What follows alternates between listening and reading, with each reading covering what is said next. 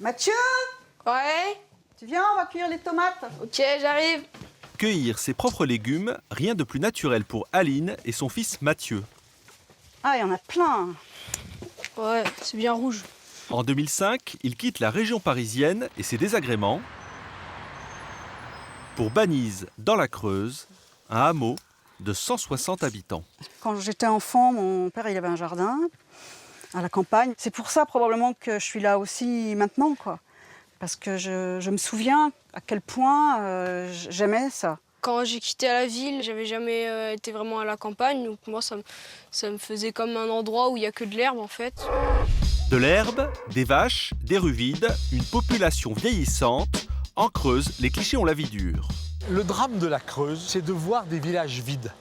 Et ça, pour moi, c'est quelque chose d'insupportable. Le creusois serait-il une espèce en voie d'extinction? Pas encore, heureusement.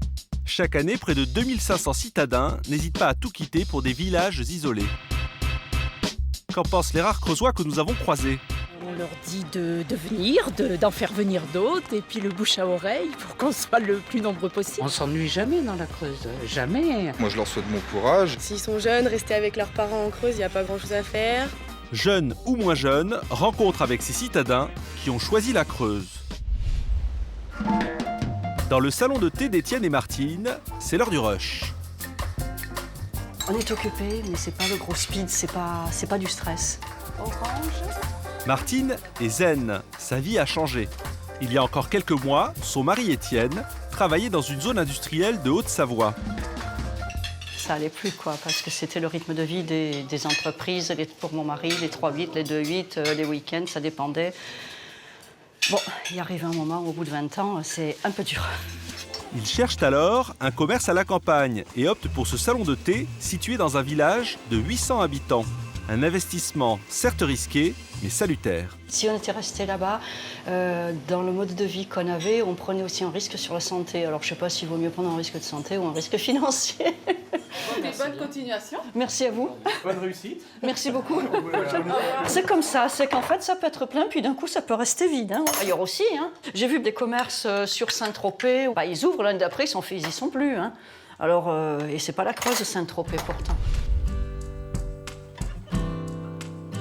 Bien loin des paillettes et du tumulte de Saint-Tropez, Aline cultive le calme et aussi son jardin.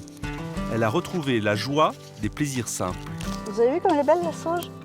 Choux, courges, tomates, ici tout pousse. Le bruit et la grisaille de la région parisienne sont un lointain souvenir. Pour moi ici c'est à peu près le paradis, quoi. Il n'y a pas d'industrie, il y a très peu de voitures qui passent, là on n'entend pas de voitures. L'air est très pur, l'eau est quand même relativement pure.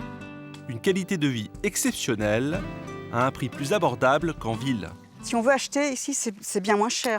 Aussi, on peut vivre beaucoup plus en autonomie. Là, en un mois, j'ai dû acheter 4 tomates, des céréales, des trucs de base, de l'huile. Puis c'est tout, quoi. Seul bémol, la ville la plus proche, Aubusson, est à 15 km.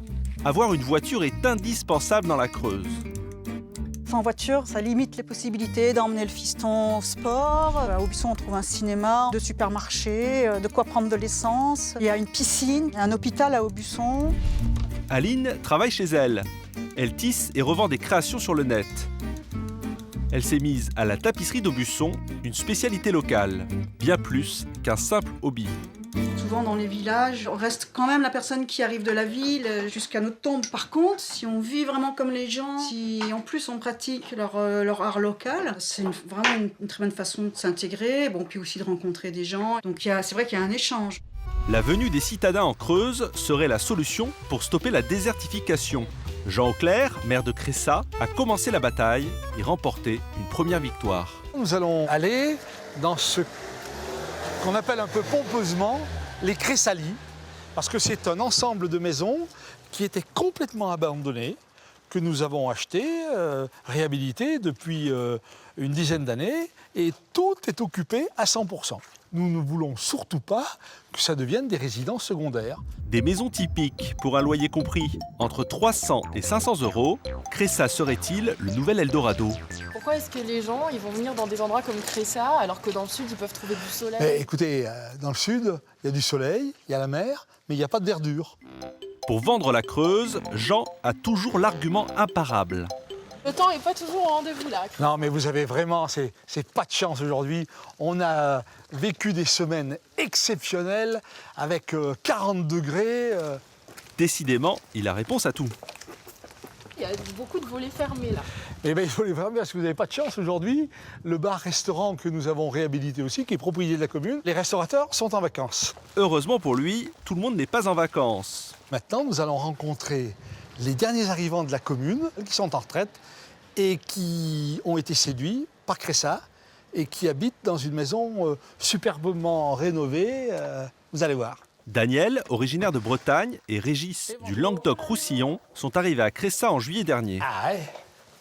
Superbement aménagé. Faire un petit nid d'amour, quoi.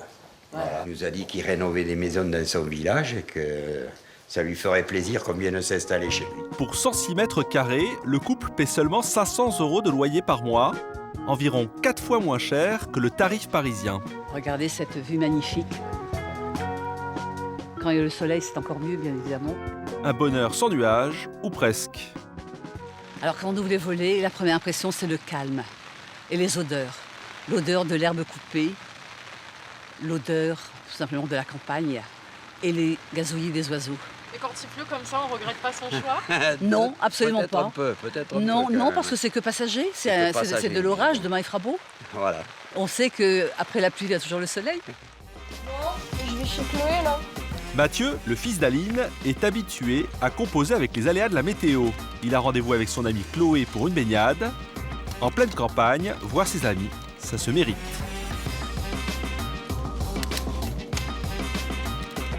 Après avoir pédalé 5 km, Salut. Salut, Ça va? ouais, et toi? Bah ouais. Tu viens, on y va? pas de répit, il reste encore du chemin. Quand on veut faire des trucs sympas comme ça en Creuse, c'est toujours le marathon, le vélo, à pied. Ouais. Ouais, un peu, mais ça, on s'y fait vite en fait. Ouais, et puis c'est pas comme la ville. Dans la ville, on n'a pas tout ça, on n'a pas ces coins sympathiques et tout. C'est toujours la ville, la ville, la ville. Quand on a 14 ans, les jolis paysages ne suffisent pas. D'un côté, on aimerait bien retourner en ville parce que c'est vrai que tout est à côté. On n'a pas besoin de demander à nos parents pour prendre la voiture et tout. Plus tard, compte-t-il rester? Moi, je préfère faire mes études en ville. Et puis, peut-être que si jamais, quand je serai plus âgée, la campagne, ça me manque, j'aurai une maison là-bas. Peut-être. Les deux ados ont bien le temps de penser à leur départ et profitent encore un peu de la vie au grand air.